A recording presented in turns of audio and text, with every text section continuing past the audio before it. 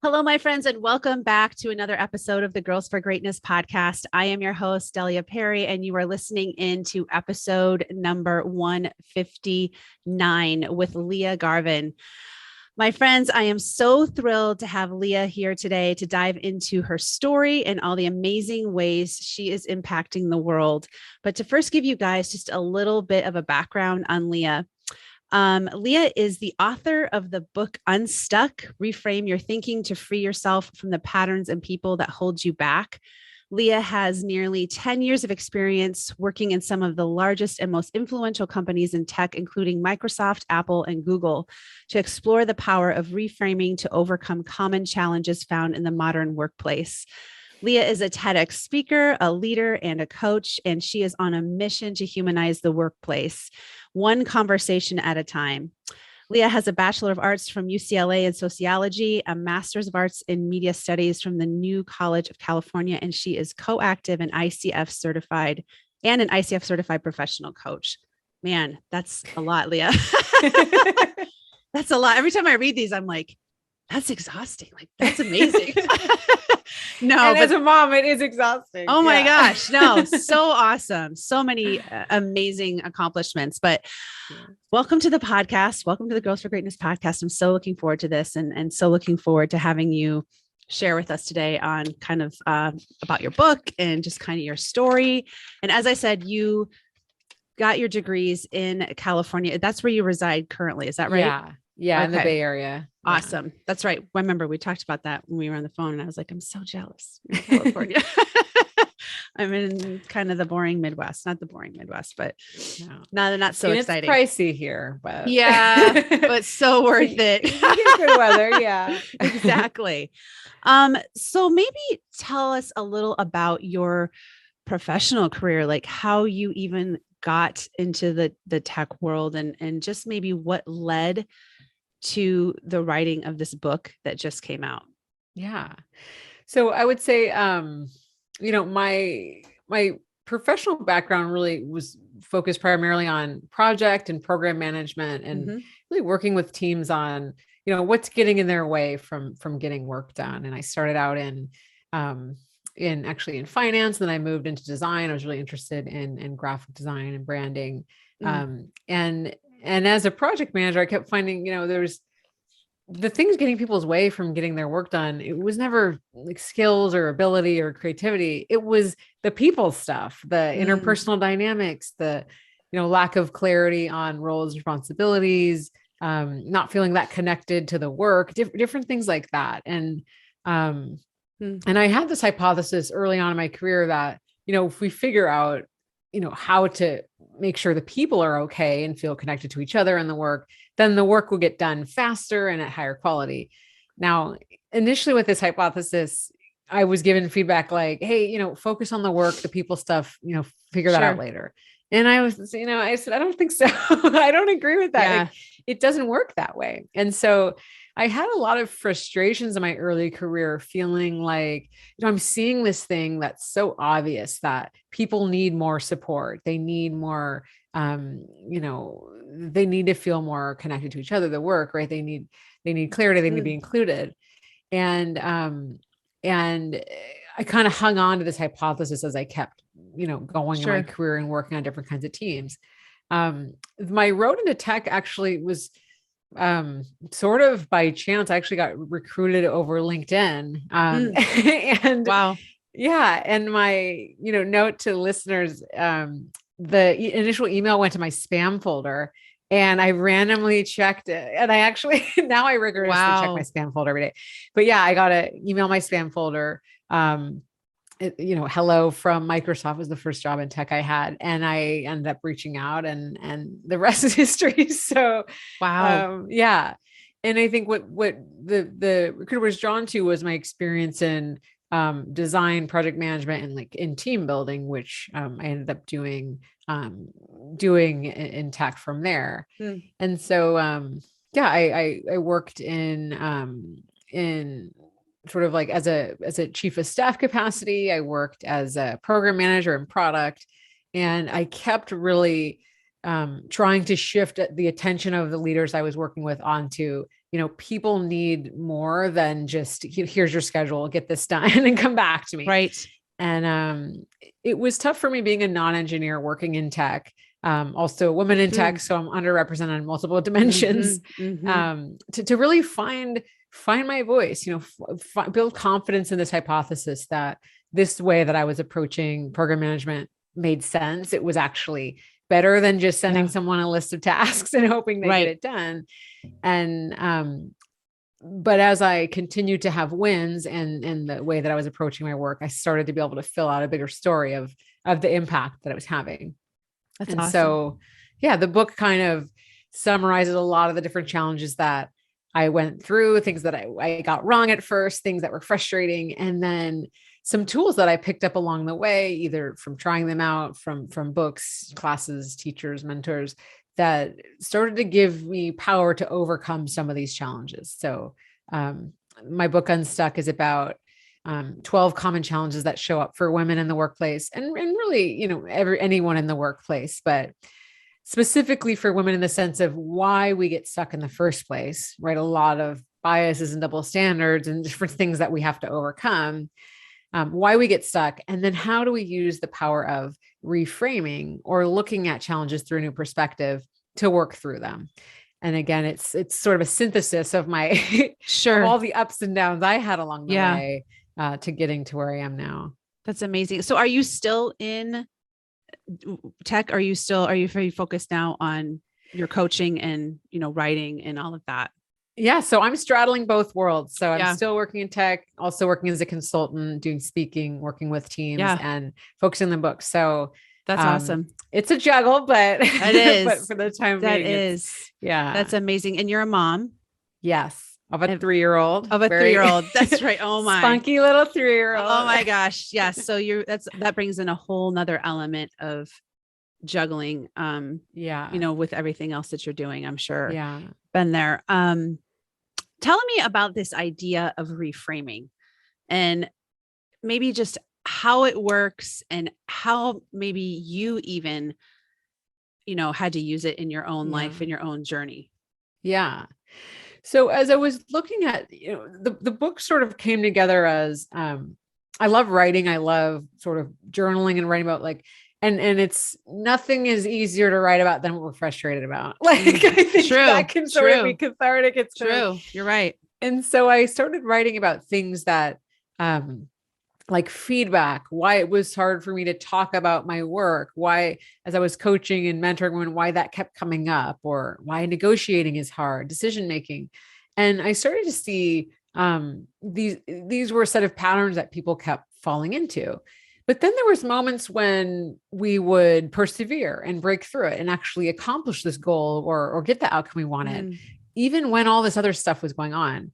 And at the center of this was reframing. And in the moments where we were able to look at a situation like, for example, like really hard constructive feedback and look at it like, okay, I hate it. I don't want to hear it. It makes me feel bad, but there's some learning in there. There's something that I can hang on to that will actually help me get to where I want to get my career.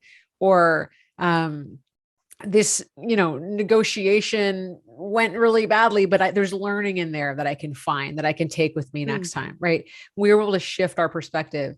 We were able to see that there's a lot more possible and available to us. And so that's really the act of reframing, is saying, how else can I look at this situation? What might I be missing? What else is possible? If it's in a sort of a conflict with another person, what might be going on with the other person? Right? Bringing in some empathy. And when we ask ourselves these open-ended questions, we get out of our sort of analysis, judgment, sort of spiraling around all the things that are wrong that we already know.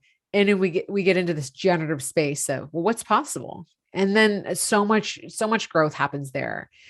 And I mean, I've applied reframing to all the, 12 challenges I talk about in the book, and really everything that I'm faced with. I mean, as I developed the book, wanted to deliver a TED Talk, had an idea I wanted to share with the world, there was numerous rejections and letdowns and setbacks. And I think where I like to share that, because I want people to know, hey, you don't just walk out and go, here's my book, world. Like, and a publisher's like, thank you. You know, there's a lot of rejections and setbacks. And I think when we encounter a setback, we can use reframing to say, okay, how can I change my approach? Right. The way that I pitched this publisher didn't work, or this agent, or this, TEDx organizer. And I still believe in my idea. I still believe in my message.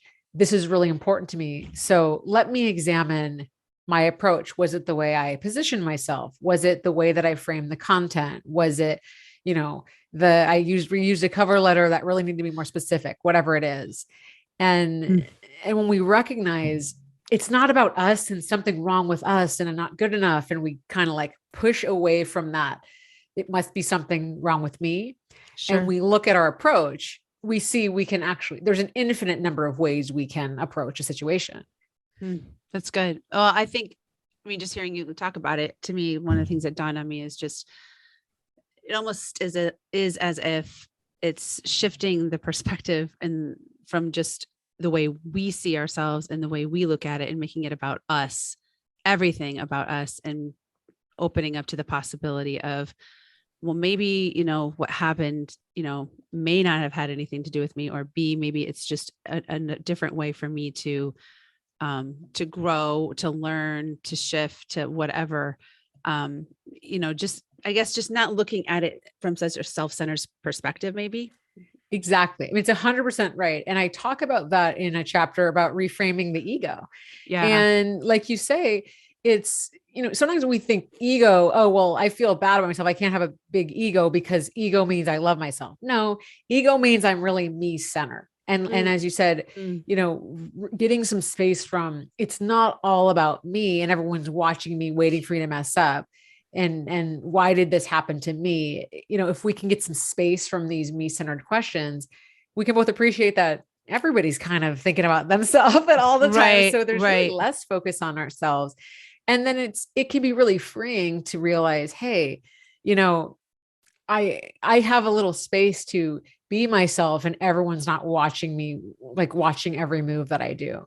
If my boss, writes some, one word answer to my 3-page email, it might be because they're busy. They're just running one thing to the next. Doesn't mean they hate me. Doesn't mean, I'm the worst. Or if I didn't get selected for something that was really important to me, it doesn't mean I'm worthless. It means potentially the way I positioned myself didn't work. I was really close with another candidate and they got picked, and that's okay. It could be a number of things. And distancing ourselves from believing, everything that happens is a reflection of our self-worth. Really, and typically negatively, even positively, I think we can get overly attached to this means this, and to get a little bit of space that, bringing in some of that growth mindset, like this is based on the effort that I put out, as opposed to my natural born talents. And it's like what we try to teach kids, right? Right. Praising based on, effort and learning, as opposed to believing, we are inherently something good or bad. Right. You're right. And I think that a lot of that too comes down to our quest for having to do everything perfectly or right the first time, and not allowing ourselves, the room, the grace for error. At least that's something I've found. And, you're absolutely right. I think a lot of times we overemphasize in our minds this idea that, everybody's, watching us, or that we have to do things correctly all the time, or that, just that whole, again, I guess it comes down to maybe a self-centered perspective, but it's moving away from that. And it's a really good point, because I think we do that, not just in the workplace, but in life, where we put all this undue pressure on ourselves. Yeah. And I feel like, saying a self-centered it has a negative connotation. Yeah. Right? It's like overly me centered, maybe we say. Right. Overly me perspective. Yeah. Not like it's all about me. That's not what I'm saying. Right. Exactly. No. And that's the thing. I think reframing, I'm not a self-centered person to be finding myself in the middle of all the thinking that I'm doing. Right. That's because it's a natural, it's acknowledging, hey, everybody's doing that. right? Yes. We're all. And so if everybody's thinking has themselves in the center of their universe, then there's less pressure on us. We're not kind of performing for everyone at all times, right? Because Yes. everybody's in their own individual world. Yes. So Yes. yeah. Yeah, I agree. I agree.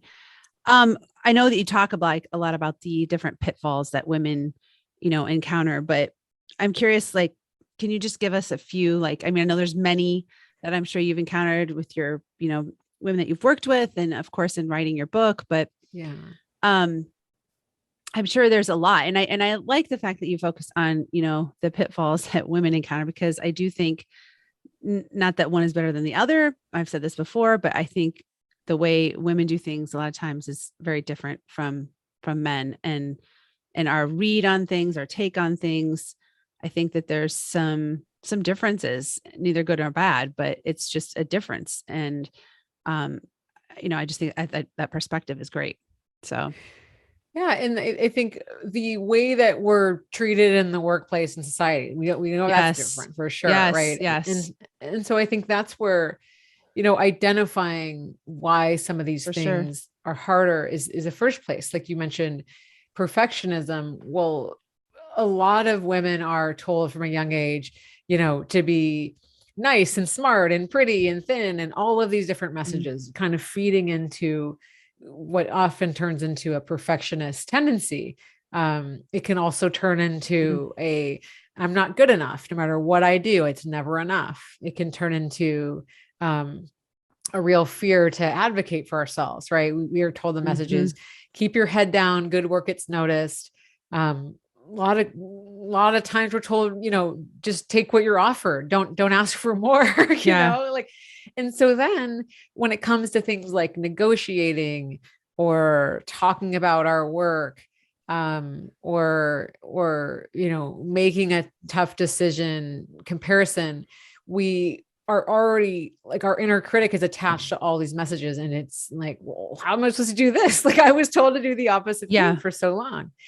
And so, for example, true. um, one one area that I noticed, like in the work with teams I was doing, was I think women in cases often more often than not, have kind of like a radar out, like for like serving a situation, sort of more attuned to the Sure. dynamics going on in the situation. The team have, that's a generalization, but that's something Yeah. that I think is a pattern. And so I noticed in teams that can be, you can see all these sort of like balls that are being dropped, or like a lack of accountability is what I've observed. And then you say, hey, what's going on here? And then you're told you're complaining, or like not a team player, or raising too many Right. flags. Right. And that's something that happened to me for a lot of my career. Was I was in roles that I was supposed to flag risks, and yet when I did, there was a double standard of like, oh, why doesn't you just go with the flow? And Mm, so, that's another example of where, reframing, well, how do I change this perception of, accountability is not about blaming and complaining. It's about like, hey, let's take this off of ourselves. Like, I notice a problem, right. and share like, hey, this is what's going on in this team. I like, these are Right. observations. Right. And I noticed, like, even earlier in my career, when I would be working on a team and saying like, hey everyone, like I need this done by 2 o'clock. It was like, wait a second, I have now attached that to me. Like someone is doing their job as a favor to me. I don't need this Mm, task done by 2. It's your job to finish that task by 2. And so again, using the same theme of taking it away from you, and it's not something I need in a favor. Like it's this person's job. Like, hey, this has to get to a client by 2 o'clock. Let me know when it's ready. sure. And again, we're shifting in a way. So I think, this thing I mentioned, I talk about the ego in the ego chapter, but it really comes up in all examples. Feedback, again, it's another where depersonalizing, making something not about ourselves and our worth and our identity. And we take like the work is here, and we can look at it now objectively and see what we need Yeah. to do differently. That's so true. That's so true. Um, the other thing I really liked that you talked about in your bio too was about humanizing the workplace. And I'm curious what your perspective is on that and how we can do that. I mean, maybe not even just in work, but in life and, the world around us. Yeah. I would say, it starts with, recognizing that people need to be seen. They need to feel recognized and appreciated. Mhm. And like Mhm. you say, both within work and in any of our relationships, Right. making, really being present with people. Like, I think they say now, Mm. same with it, time is our most Right. finite resource. Attention is, one of our most finite resources now. And people are feeling, really, between the pandemic and so much, time on screens and social media, like people are Yeah. feeling disconnected from each other, and they're not Mhm. feeling seen by, the relationships they're in, whether it's work or personal. So I think one way to humanize that um, is to give people more of our attention when we're in a work meeting, having a hard conversation, not Yeah. having all these distractions up, right? Like really focusing on other people, really listening, both to what someone is saying, but also to their body language, what they might not be saying. If you're Yeah. if you're a manager and a colleague, a person that you're managing shows up to a meeting and they're kind of quiet or looking away or sort of slumped down, like they're just sort of like kind of presence is different. Reading those as cues that this person might be signaling they need more support, or they're feeling stuck, or something might be going Yeah. on, at home. They may or may not want to share that, but just sort of being more aware, and that alone, just listening and being more present can start to build more of a connection with other folks. And then we realize we are all just people trying to get things done and trying to, Yeah. have a fulfilled life and be successful and just, get back to, our families, whatever. That, kind of to tie it into my, how I got to where I was, it's remembering you cannot separate people from like people stuff from work stuff when people are doing the work stuff. Like it doesn't Yeah. work that Yeah. way. That's true. That's true. Like recognizing Yeah. the humanity and how there's more to a person than just what they're bringing into that space. Yeah, exactly. And if and people need to feel and more, we really learned from the great resignation and so many people leaving, folks that more left by choice. I'll say there's a lot of people Right. that had to leave by force. But a lot of folks that left by choice said, and I need to feel more meaning in my work. I need to feel connected. I need to feel like my employer, cares that I exist, like that I'm doing something that Right. has value.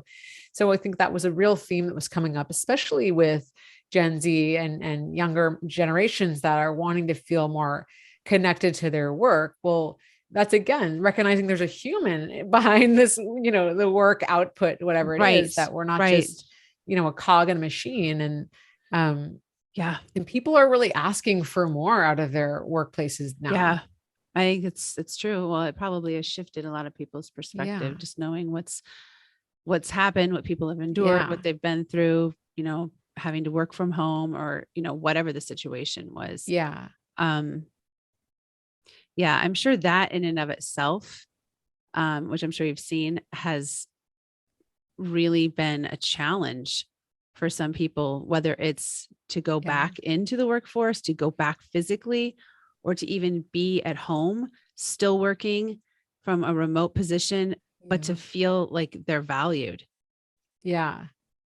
So, Exactly. And I think now, we're many companies are looking at hybrid work and some sort of blend. And, there's whatever sort of situation you're in or companies are in, to recognize we are in a moment of transition. This is not the end of it. Like yeah. we Yeah. don't really know. And I think giving people, a little bit of grace to figure that out, to take their time to Yeah. see what they need and to trust them. Like, folks were able to get their work done for the last, 2+ years, working from home in many cases, like, working under extreme, Yeah. pressure with kids at home, all caretaking, fear of, Right. getting sick, losing family members, that like, if they were able to do it then, like we got to still trust people. They're able to do it. Like Right. people are, they can be trusted to work in a flexible way that works for them, that allows them to balance the many facets of life. And I mean, one thing I notice, and if you've noticed as well, being a working mom, but I've heard from a lot of parents, the kind of things that they were doing before the pandemic now are not, it's not the same, like commuting an hour and a half away from wherever their kids were every day and being so far away, like sort of that became, what was I doing? I don't know. I don't think I'm comfortable with that. When you had some space to reassess, or, kind of having, not being able to pick up your kids, or having, just so much time away, juggling so many things. And I think there's a lot of parents that said after this time, that they had when they weren't making that trade-off, like, I don't want to go back to giving up that time. That's not okay with me anymore. And I think the workplaces that are going to be, that are recognizing, hey, we've all changed and we still trust you, you get your stuff done, in the time frame that, that works. It may look a little bit different than the traditional 9 to 5, but you're getting it done, then good on you. Keep doing it. Yeah. That's a really good point. And I definitely could see how that would be true for many. I mean, they had an opportunity, someone had, you have an opportunity to look at life differently or work in a different capacity. I would just think that it's really going to shift the culture of a lot of companies. And I mean, if they're smart about it, like you said, and they have employees that can get their work done, can be relied on, I would think that would just be a win-win for those people. Exactly. And if someone's struggling, then it's like not about not making an assumption they can't cut it. It's like, okay, let's figure out, is it the workload? Is it this arrangement, needs adjusting? Is it, there's not clear expectations? Like, there's usually, when someone is struggling, it's often not that they just can't cut it. Like, why we don't need to jump to that. There's a lot more things that we can try to figure out before the assumption is, then they shouldn't have this job. Like, let's wait on making that conclusion until we figure it out a couple other things. So true. That's so true. So tell me what's kind of next for you, like what you're looking forward to. I mean, with the book launch and just kind of where things are going from here. Yeah. So the book, the Unstuck, is focused a lot on our individual sort of way that we navigate these challenges and tools to work through them. I think one aspect I'm really excited about diving into is these same sort of challenges in the team level and the team dynamic side. Sure. So looking at, how do we tackle these challenges and bring some of these tools to life around, as we talked about, approaching the future of work and building team norms and establishing psychological safety on teams. So that's an area I'm really excited to be diving into more. And then I'm going to, continue to bring that into my consulting work and do more writing about that and beyond. Team. That's awesome. I love it. Well, before I kind of wrap up, last 2 questions I ask all my guests. Tell me 3 words that best describe who you really and truly are. Silly. Curious.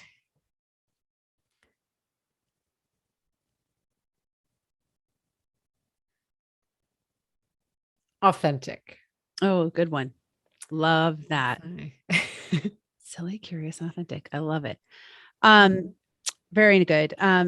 And my last question, tell me how you, Lia, embody greatness. Yeah. I thought about this one a lot as I was listening to your episode. You're like, what would I say? Yeah. And I think it's about, for me, slowing down and being able to take in, be grateful and be able to take in when something is going well, or when I have a really fun moment with my daughter, or, just I'm proud of something, or just, I think I embody greatness by feeling more gratitude. And I notice when I do that, I'm able to connect more with others, be present, like I talked about, just feel more resilient when things become frustrating or don't go well. So yeah, mine is really practicing gratitude and presence around that. That's awesome. That's awesome and really good advice.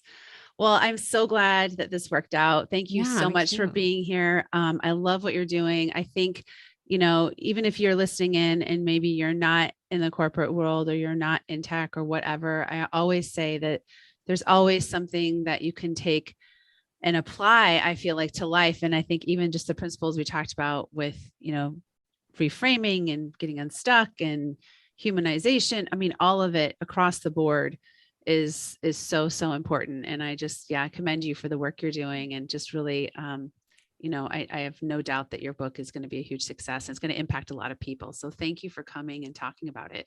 Yeah, thank you so much. And yeah, I mean, it's definitely not limited to folks that work in tech and the Yes, corporate. I would say like these things, feedback, talking about our work, that shows up in so many for spaces. sure. So you're right. For Yeah. sure. Awesome. Well, Yeah. thank you so much again, Leah. Thank Thank you you. too. Yeah, so excited to be here. And folks, if you want to learn more, check out my website, Yes. liagarvin.com. That's where you can read more about the book. Follow me on social media at leah.garvin on Instagram. And I also have a YouTube channel where I talk about a lot of these challenges as well. So that's Reframe with Lia on YouTube. That's awesome. And you guys, I will definitely have all of that linked up in the show notes as well. So you can be sure to check it out there as well. Thanks so much, Leah. Thank you too. All right. See you next time.